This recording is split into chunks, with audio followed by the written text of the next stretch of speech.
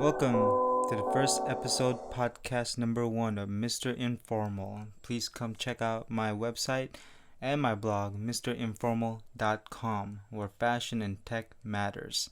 It's just a blog of recent news, recent trends, my opinions of technology and fashion. I reside in Los Angeles, California. It's where the sunny side of the U.S. resides at. We got a lot of things to talk about. We also have to prepare for Mobile World Congress 2015, which will be live tomorrow. Remember, overseas time is much more advanced. And so, first and foremost, let's get this podcast started. Starting with the Galaxy S6. There's been a lot of talks and rumors from Samsung itself saying that they are starting from the ground up with their S6, their flagship model. Apparently, their Galaxy S5 did not do well, sales terms, but I thought it was great. I have a Samsung Galaxy S5. It's waterproof for 1 minute or water resistant, however you want to get technical. The camera is great. I love the micro SD feature. The battery is great, removable. Some say the plastic is devastating, but it's a smartphone. Every company out there uses plastic as long as it's durable plastic. If you really want to get technical, depending how polycarbonate, if you really want to, say that plastic is not really premium, it doesn't really matter to me. I'm happy with my Galaxy S5.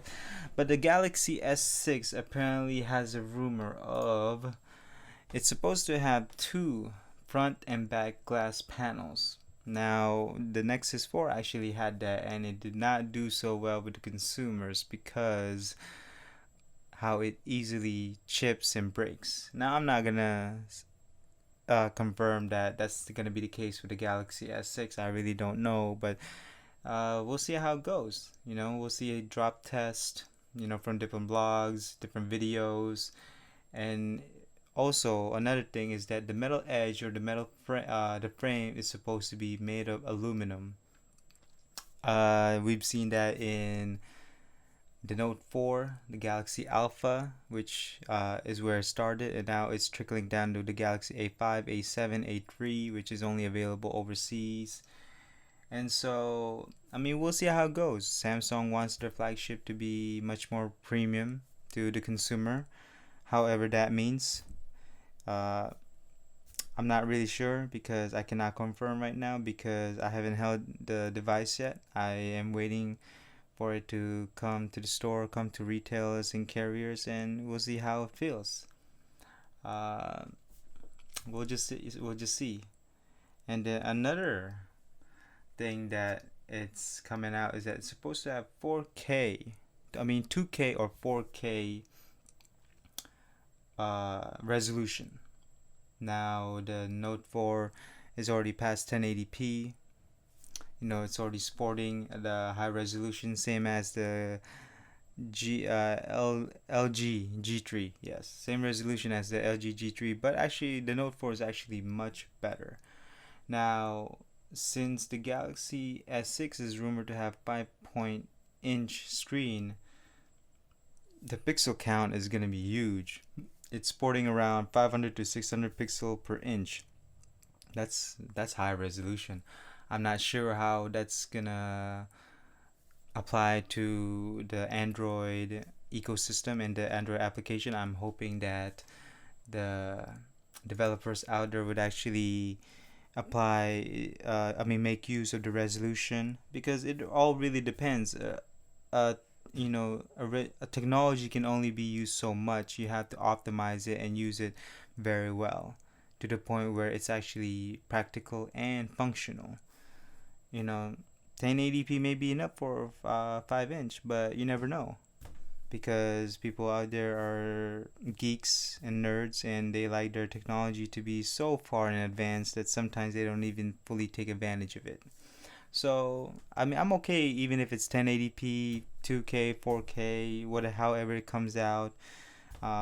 It's gonna be confirmed by tomorrow or even Monday, and I'm pretty sure the whole technology industry and technology blogs are gonna go crazy over something.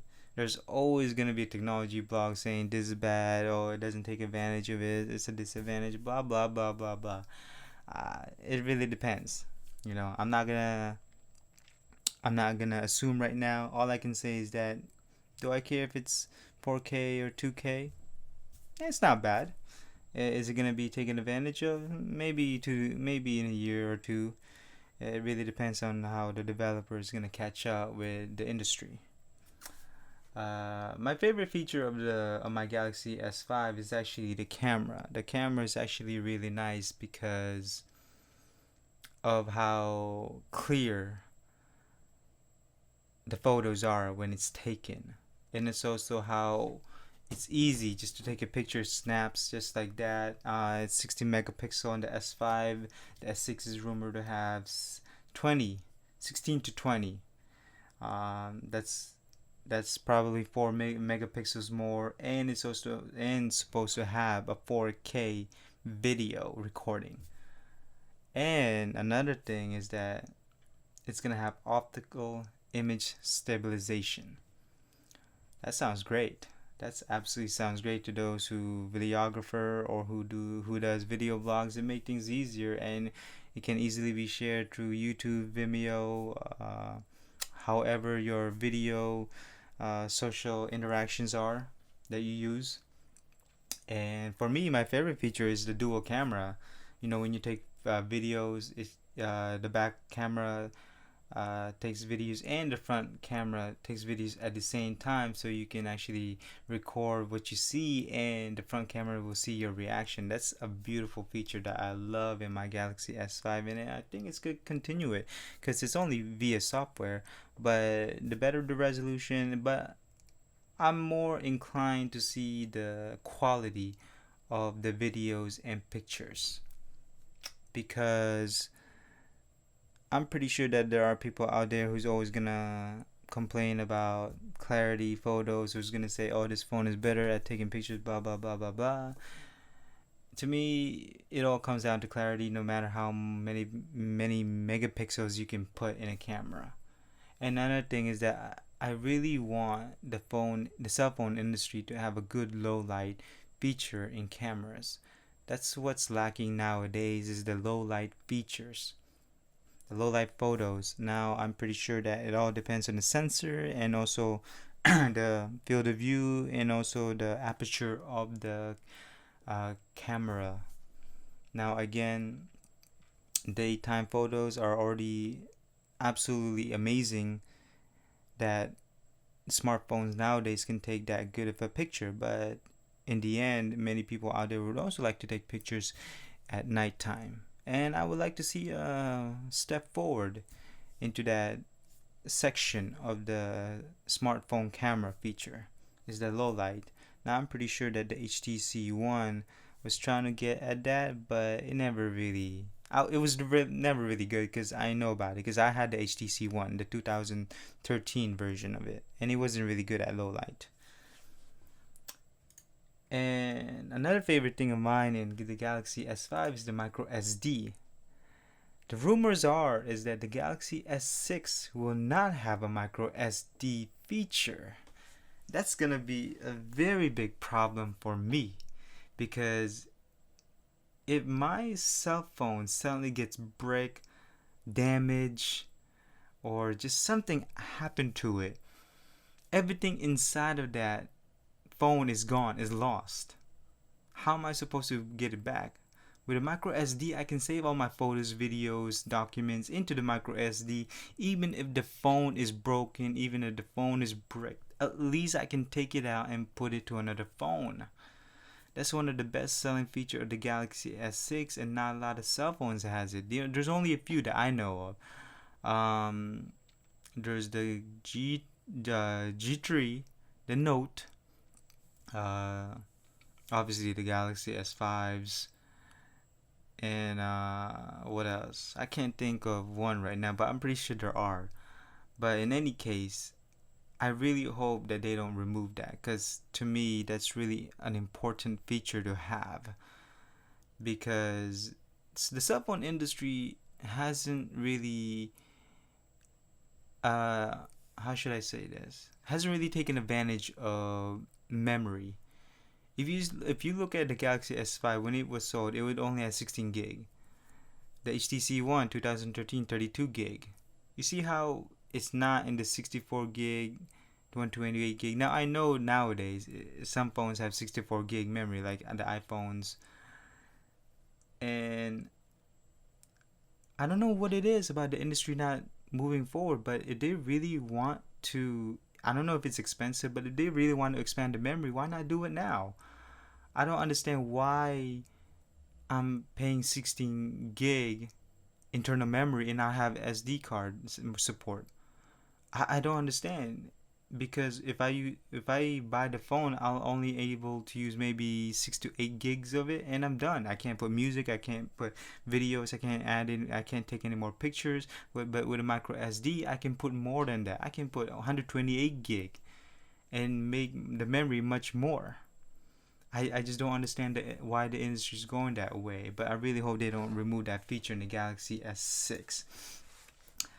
Another feature that I love in the Galaxy S5 is the removable battery. If I need to reset, if the phone is broke, if the phone is freezing, but the rumor is on the S6 it might not have removable battery, and that's a heartbreak for me. I'm not sure how the I'm pretty sure I'm not alone in this one. All I can say is that I'm not gonna be too happy if the Galaxy S6 is not gonna have a removable battery, and it's only gonna have 2600 milliamps instead of the 2800 that was on the S5. So it's degrading itself, because supposedly that the Galaxy S6 is much more thinner. I don't know why they would sacrifice battery for a thinner body, but I really don't understand the decision. But moving on, the Galaxy S6 is gonna be a make or break product for Samsung. They've been telling us that they started from the ground up, and they want to start fresh due to the lack of sales or the low sales of the Galaxy S5, which I don't even know why they always base their designs on sales or their product on sales, but whatever the case. And that if it becomes successful, and if it does become successful, that means that the features that is in the Galaxy S6 might actually stay. Maybe they won't have micro SD anymore. Maybe they won't have removable battery and all that sort. But in any case, I'm not sure if I'm gonna buy the Galaxy S6, because I'm anticipating this product. This is the product that I want to buy. I want to upgrade, but looking at the rumors, it's not an upgradable cell phone for me because of the features that I just talked about. And one more thing I forgot is that the fingerprint sensor, the home button, has an enhanced fingerprint sensor that will be just like the iPhone. I really don't understand why Samsung is trying to outclass Apple here. I really think that they should just improve on what they're good at, and not not focus on what was not they're good at. I'm sorry. Let me rephrase that. I want them to improve on what they're good at, and I don't want them to focus on something that they're not good at. Now, if they want to improve that, all right, that's fine, but I want them to do it right. I don't want them to rush if they're going to do that. But in any case, the Samsung Galaxy S6 is going to be launched at the Mobile World Congress 2015. They're going to have a launch and stream event tomorrow. I hope you all watch that. Maybe I'll watch it, maybe I won't. We'll see. Now, on to the next streamer, on to the next product, which is the HTC One M9 or the HTC One 2015. Now, first and foremost, let me tell you all something. I have a HTC One 2013, or you call it the HTC M7. I think that is the most beautiful smartphone I've ever held and I've ever seen. Design wise, it's absolutely spectacular, amazing, gorgeous, and just has the right size of a smartphone. The Beats by Dre's dual front speakers, the wide angle front camera. The back camera is great in the daylight, but it's not so good in the nighttime. The ultra pixels is overrated. I don't really see what's so nice about it. I didn't care for it. And 1080p, of course, at the time, 2013, that was the best of the best. The capacitive buttons on the side, I didn't see what was the point of the HTC logo there, but in any case, I just didn't like it. But the aluminum design mixed with plastic in the front is absolutely spectacular to hold and look at. Now onto the HTC M9 rumors. Now, it's been said that they're not gonna go 2K or 4K for the resolution. They are gonna stay with the 1080p resolution, and it might become smaller too. 5.8. It might stay. The screen size might stay the same. It could be 5 inches or to 5.1 inches. But in any case, it's still going to be a 1080p resolution, same as the HTC M7 and M8, 2013 and 2014. The great thing about the M8 was they added the micro SD, which the M7 didn't have, and that was great because I think the M7 32 gig was not enough. But the rumors M9 is gonna stay that way. They have a micro SD support. One big problem I had with the M7 was non-removable battery. And I look at the disassembly, and it's absolutely horrifying to see the disassembly on the M8 and the M7. It's basically you need to be an engineer to take out the battery. You know, you might as well just send it for repairs, but the repairs could be 100, 150. Heck, you might as well buy a new one. Best Buy is selling one for $150 for the M7, not for the M8. Okay. But looking at the M9, the product images have been leaked. It's a combination of the M7 and the M8 design. If you look at the M9 product leaks, the side of it is flat, not round as the M8. It's actually flat, same as the M7. So basically, they just combined the design of the M7 and M8. Hey, they call it like, hey, let's just call it the M9. We're done. That's pretty lazy to me. And I'll tell you why. Before the M7 came out, or the HTC One came out, I know that HTC One had a consistent design feature. But when the M7 came out, it was something different. It was an industrial Bauhaus design. Even today when I look at it, it's absolutely beautiful. But when the M8 came out, you know, that's not bad. You know, it's an evolutionary design. But it was slippery. And even when I hold it tight, it was still slipping compared to the M7. Now the M9 is probably going to do the same, you know, which you can grip and it doesn't slip easily. And looking at it, the chin is still there, the HTC bar is still there. I think that was pointless, stupid to me. I don't know why they want to keep it. I really don't understand it. If they want to keep it, then make it a capacitive button, become a home button. I don't even know why it's there. But on to the next rumor of the HTC One is that the ultra pixel might disappear from the back. They say it might have a 20.7 megapixels in the back. On the front, they may keep the ultra pixel for megapixel for ultra pixel. I actually think that HTC One is transitioning from the ultra pixel to the megapixel. I don't think they're gonna keep the ultra pixel anymore. I don't think so, because if they're gonna go this way, they have to go either ultra pixel or megapixel. They already invested a lot of money into ultra pixel, and I think that they're just gonna remove it. They're just gonna terminate this feature, because looking at it, I don't see the advantages. To me, what's important in a camera is all about, one is the sensor, the aperture, and finally their image processing. Now, if you really want to get technical, there's probably a lot more, but those are the most important three parts that I want in a camera. And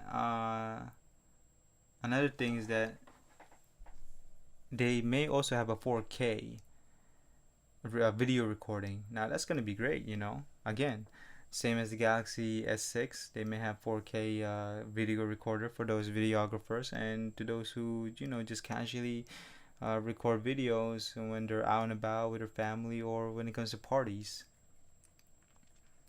And another thing is that this will have the Snapdragon 810, which is plagued by overheating. Everyone's been talking about the Snapdragon 810. I'm not sure the performance is going to be. I think that Snapdragon 810 may have been underclocked by HTC, so it doesn't overheat. But we'll see how it goes. You never know. Maybe Snapdragon has finally found a fix for it, or not. And it's gonna have 32 gigs internally with micro SD support, 3 gigs of RAM, memory, and it's still gonna have the USB 2.0 instead of 3.0, or the new USB-C type or Type C. It's also gonna have a 28,840 milliamps of battery. I really want it to be a 3,000 amp. I think for a device that big, I shouldn't say big or not phablet size, I think they can still squeeze a 3,000 amp, because look at Motorola Razr Droid Max. They can fit in a bigger battery to that size, so why not? I don't see what's the big deal. But Mobile World Congress 2015 is gonna be very busy. The only thing that will not be featured over there is the LG G4, which is rumored to be launched in May. But that's another story. I'm pretty sure there's gonna be a lot of rumors. I'm pretty sure it's gonna have a lot of improvements. But the two biggest headlines in the Mobile World Congress 2015 is the launch of the Galaxy S6 and the launch of the HTC One.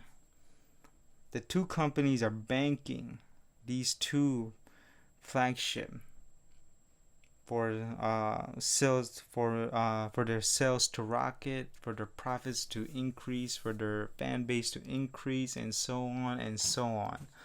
But there are a disadvantage and an advantage. Again, these are just rumors. We'll just see we'll just see in the time of the launch event if everything's confirmed based on the rumor.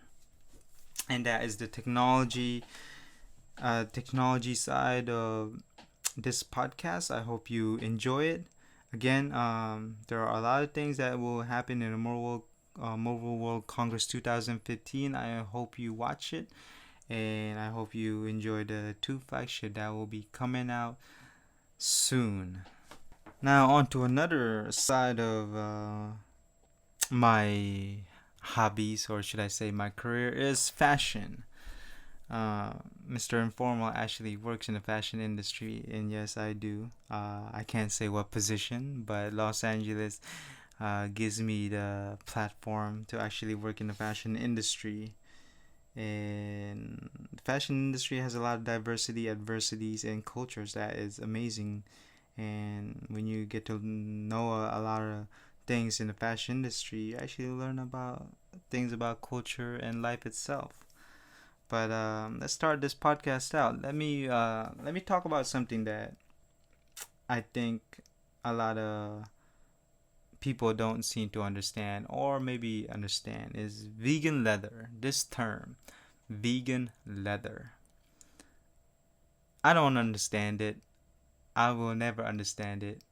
I To me, vegan leather is just faux leather, fake leather, uh, polyamide, nylon, coating resin, whatever you want to get technical with the terms. But a lot of brands, especially Free People, Anthropology, Urban Outfitters, call fake leather, faux leather as vegan leather. I do not understand why this is called vegan leather. I think the notion of naming things such as fake leather or faux leather has a negative impact to it, or a negative reception, that when they put the vegan leather on it, I think it becomes a conscious thing. People or buyers think that, or consumers think that, oh, if it's vegan leather, oh, it must be, conscious, and it must be healthy, or it must be something great. One of those vegetarian terms.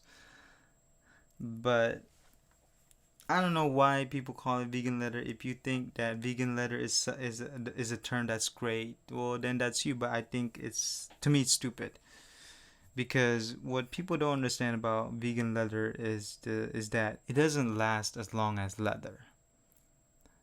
And vegan leather is made by oil. It's man-made. So it actually increases pollution. Same with polyester and nylon. It's man-made fibers. So is vegan leather. And one thing that vegan leather uh, has is that it doesn't last as long, and if you scratch it, that's it. You know, it's not as strong as leather, obviously, but leather, at least you can put conditioning oil on it, to preserve it. But with vegan leather, you can't do that. And vegan leather is cheap, and you can also buy it with a lot of fast fashion brands such as Forever 21, H&M, Uniqlo. But I don't think Uniqlo uses vegan leather. Maybe I'm wrong. Also, Herschel uses vegan leather. You want to call it faux leather. And I don't know why the consumers suddenly think that just because you're buying vegan leather, it doesn't mean that you're saving the cows. It's nothing like that. To me, I would rather buy leather once, and it will last longer than me, as long as I maintain it, I condition it, and I repair it. It will last probably longer than me, and I can give it generation to generation. With vegan leather, I can't do that. So if you buy more vegan leather, and if, let's say you buy 5 vegan leather bags and you only buy one genuine leather bag, you're basically reducing your pollution, you're reducing your waste. And there's a reason why the luxury brands don't use vegan leather, because they know that when you buy their products, it's an investment. It is for life. It will last as long as you take care of it. That's how good genuine leather is. And genuine leather has a certain character to it that vegan leather can't, which is, if you use it over time, it will have scratch marks, it will have scars, the discoloration over time. Genuine leather has soul to it. Vegan leather doesn't. Now, I'm not trying to give vegan leather a negative reception. I think the term vegan leather itself is something I just don't understand, and I absolutely hate. I think the industry need to stop using the term vegan leather, but I mean, we'll see.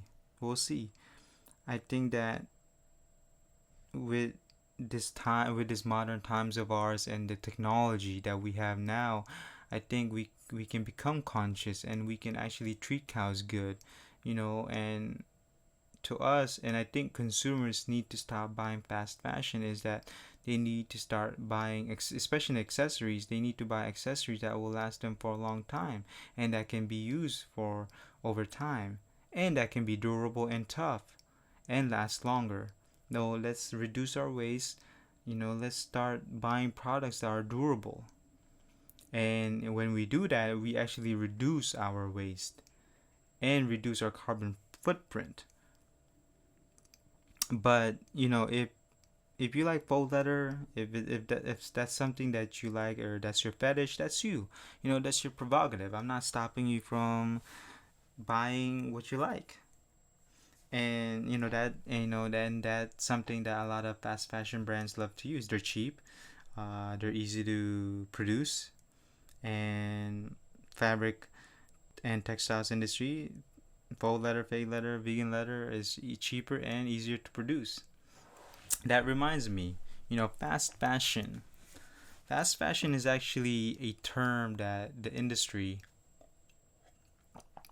used to categorize retailers that produce a lot of items in a given year.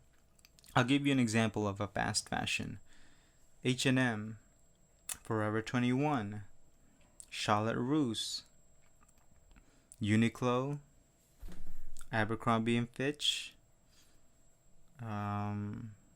What else? What else I can think of? Even department stores have fast fashion.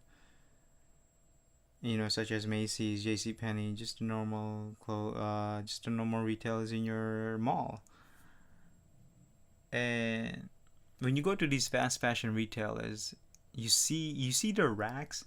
They're so full that sometimes you can see that you can't even grab one garment. You have to like basically pull it out of it. And they're trying to make as money as you can, and obviously they're cheap. And that's how fast fashion works, is that they're cheap and a lot of consumers buy a lot. But in terms of sales and profits, they're actually doing great. Forever 21 is doing good, and H&M is doing good. They're worldwide. They're opening up doors. Obviously they're creating jobs at the same time, but at the same time we're also increasing our carbon footprint, and we're also increasing our waste. But I'm not saying fast fashion is negative, because I do buy a lot of garments from fast fashion, don't get me wrong. I think that when you buy clothes from fast fashion retailer, don't take it as a negative term. I think that if you really want to, I always tell to these people who love fashion, is that buy something that you like, that can be worn multiple times, that can be versatile, that actually fits, that makes you feel confident, that makes you feel secure, and it could become one of your favorites. But with fast fashion, you can buy whatever you want. You can wear it how many times you want, and even if it gets damaged, people don't care because it's cheap. It's not an investment. I guess that's the kind of term you want to call fast fashion. Is that fast fashion equals non-investment clothing or garments. In the industry right now, according to many of the blogs, even uh, fashion sites, even magazines, think that fast fashion has a disadvantage and advantage. But clothing is a necessity, and I know that everybody has different salary base, so sometimes fast fashion is good for those low income families or low income consumers, because again they're cheap, and there's nothing wrong with that. My problem with fast fashion is how their retails is designed. I think that they need to reduce how much garments there are on each rack. That way I don't have to pull so hard just to get the item that I want. And if they do that, if they make their retail clean, actually much more neater, then that would be great. And fast fashion, I think will always will always be there, because everyone has a different salary and economy and demographics that a lot of the industry will cater to, and that's great. I have no problem with that. Now on to the next subject. this term has been trending in the industry for maybe a couple years now. It's still going on, and that is collaboration of brands. You know, high end collaborating with artists, low end and collaborating with high end designers such as H&M, collaborating with uh, Versace, Uniqlo collaborating with Jill Sanders. I mean, there's a different types of collaborations out there. You know, it really it's a mix and match, and sometimes it's good, sometimes it's bad. But I think collaboration is great because you got different types of viewpoints, different types of designers that actually put their input onto the items. My favorite collaboration is obviously Uniqlo and Jill Sanders because I think that's Japanese designs with Jill Sanders fits. I mean, the collaboration has been going on for more than 5 years now, but it's always great. But now it's coming back actually, and Uniqlo is bringing back the classic Jill Sanders collaboration, and I'm hoping to get one soon.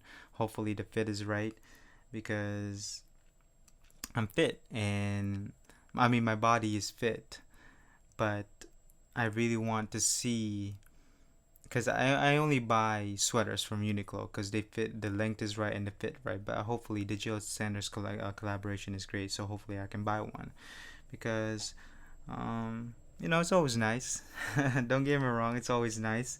I missed out on the H&M and Versace, and hopefully I get that. But going back onto the topic itself, uh, like I said, it's good and bad. It really depends on how much of the ego clashes or how much are willing to make sacrifices and compromises to the end product. The end product will only turn out if both brands or designers can actually agree on something. I'll give you an example.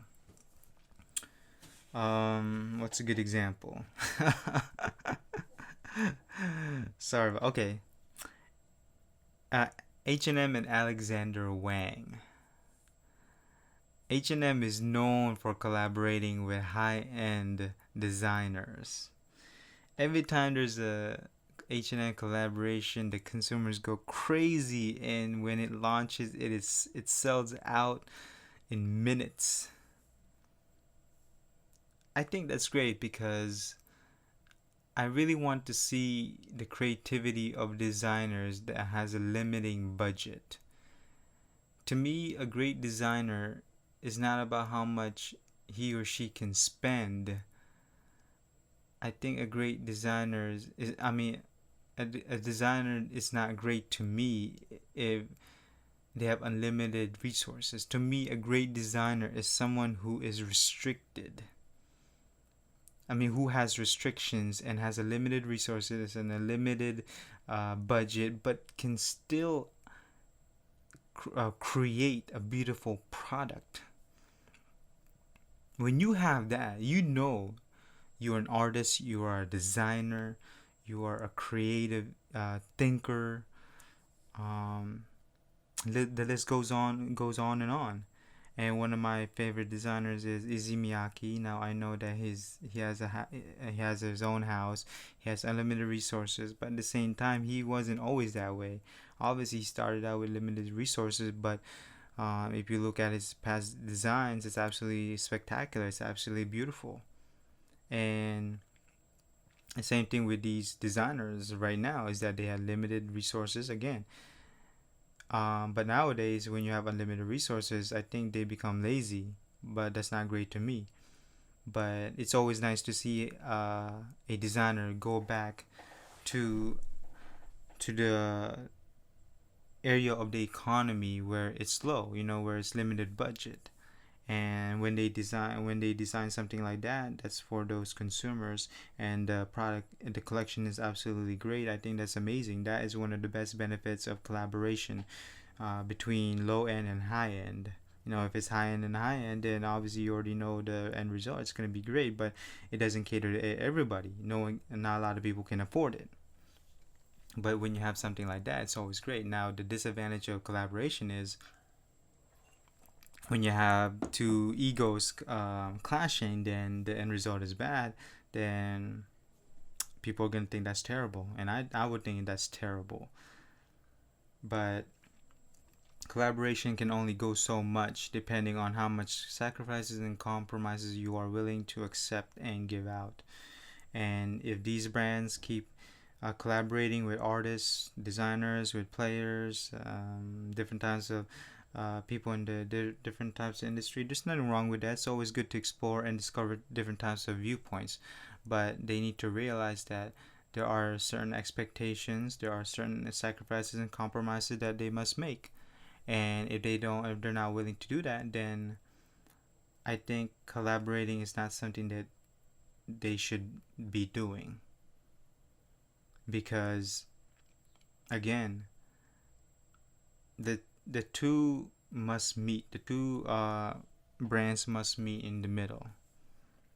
And luckily, I think collaboration industry has been doing good. Actually, I haven't really seen a lot of bad things.